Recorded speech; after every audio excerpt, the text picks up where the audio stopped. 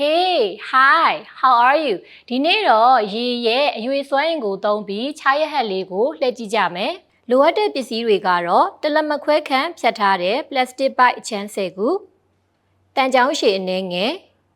ဂတ်ထုစက္ကူတစ်ချက်၊ရောင်စုံစက္ကူတစ်ချက်၊ကော်ဘူးတစ်ဘူးတို့ပဲဖြစ်ပါတယ်။ဥစွာပထမအခုလိုတဝက်ဖြတ်ထားတဲ့ပိုက်ချမ်းလေးတွေကိုသုံးပြီးရေတလက်လေးလှုပ်လိုက်ပါတယ်။အခုတခါရောင်စုံစက္ကူကိုအပိုင်းငယ်လေးများဖြတ်ပြီးထိုင်ကုန်ပုံစံခောက်ပါတယ်။အလယ်မှာအပေါက်ဖောက်ထားတဲ့ဂတ်ထုချက်ပြားဝိုင်းပေါ်မှာအကွာအဝေးတူညီစွာကပ်လိုက်ပါတယ်။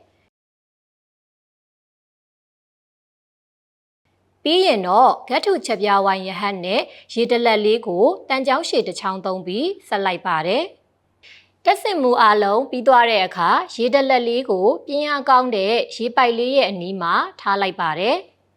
ဟောဒလက်လေးလဲလာတာကိုတွေ့ရပြီးသူနဲ့အတူစက္ကူချားရဟတ်လေးပါလဲလာတာကိုတွေ့ရပါတယ်။ရွေလျားနေတဲ့လေသို့မဟုတ်ရေစည်းကြောင်းတွေမှာအရွေစွမ်းရည်ရှိကြပြီးထွေစွမ်းရည်ကပဲအခုလိုရေတလက်လေးကိုလဲစီတာပဲဖြစ်ပါတယ်။ဒီလိုရေတလက်လေးတွေကိုရေစည်းတန်နဲ့မြစ်ချောင်းထဲမှာချထားပြီးရေအားနဲ့လျှက်စစ်ထုတ်လုပ်နိုင်ပါသေးတယ်။ See you again.